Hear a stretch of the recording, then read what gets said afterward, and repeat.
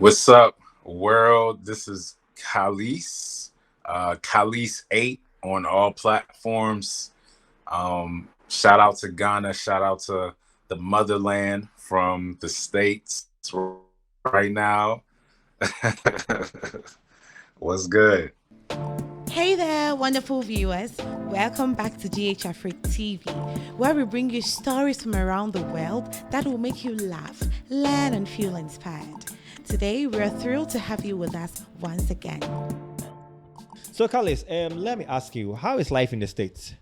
Yeah, life in the States is hard, man. It depends. I mean, if you're rich, it's glorious. But I think that's a misconception, that people have, like that somehow life in the States is better. I will say that there is opportunity if you're born poor here to get rich, right? But even systematically, there's challenges with that. And so I'll say, here I've experienced racism. I've experienced, uh, being harassed by the cops. I've experienced all kinds of obstacles coming from, Baltimore, and it was a, low income area. We didn't have much growing up. My aunt had a business. My aunt and uncle had a business. Um, my mother worked. And so I just saw a lot growing up of people trying, right? And, trying to obtain the American dream. But it makes you appreciate everything when you get older, right? But if you compare that to, Africa, or maybe specifically South Africa, it's people that grow up in townships that may never, reach that height, right? I think they have a harder fight of what we call poor here versus there.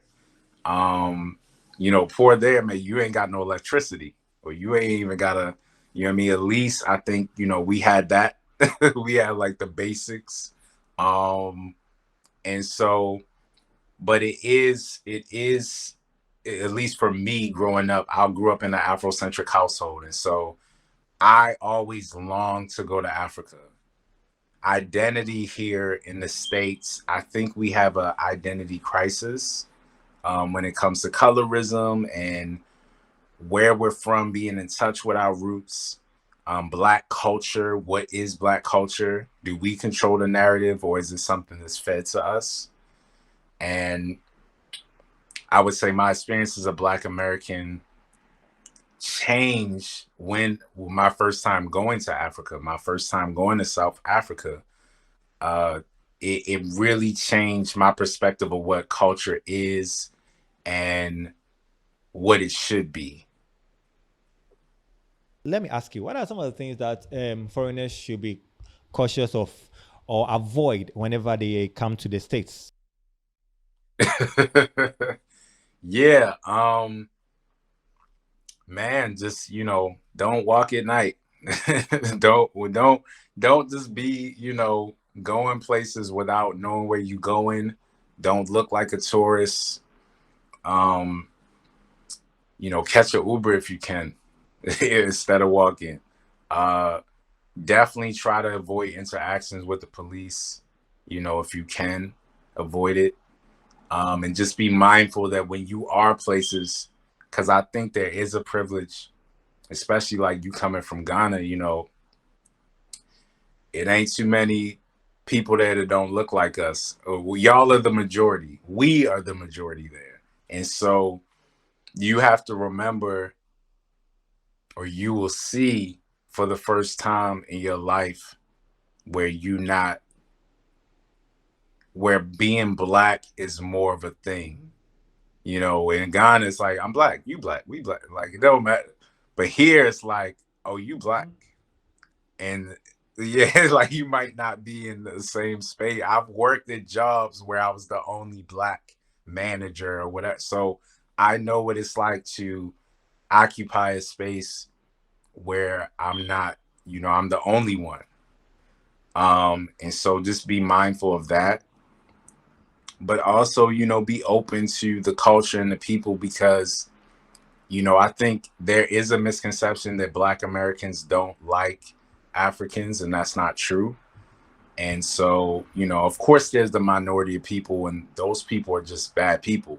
But as a whole, I think people would be interested in your experience and where you from, and want to show you, oh, let me take you to Roscoe's, and that's like fried chicken. Like, that's our kota, right? So it's like, oh, come here, let's try this, let's do that. It's a mac and cheese. Like, they gonna wanna, bring you in and embrace it.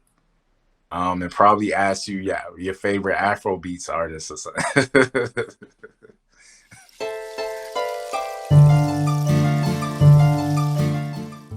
You made mention of not working at night. So what happens when you do? Yeah, I mean, just crime is more rampant at night. Statistically, it's more shootings at night, and things that, you can get caught up in just being at the wrong place at the wrong time. I think here we have more random acts of violence, where I see other places it's a little more intentional. Like, if something happened to somebody, that probably was a revenge. They probably did something, where here you can get hurt just minding your business. And so I would say, I wouldn't walk in a place that I'm new to by myself. Now, if you have a friend, if you got to connect, which I urge, it's something I did in South Africa. I had friends that would look out for me, and they knew where we were at, and I made myself very known, so that I wasn't just the American tourist. Like, it was like, no, no, no, that's Kahlis. Like, don't mess with him, or he knows this You want to make an alliance with somebody that can help guide you and protect you. Great. So, Carlos, I want us to look at some of the nice places in the States. Yeah. Yeah. Man, I'll say LA, Los Angeles, where I'm based. New York, you can go Brooklyn, Harlem, Manhattan. Well, Harlem is in Manhattan. I would say Manhattan is nice. Florida, Miami, maybe Texas. That's about it. Texas, Atlanta. I'll say Atlanta is the end, because it's a lot of Black wealth there, a lot of Black businesses, entertainment industry. So it would give people the impression of a place that, is a lot of Black people thriving.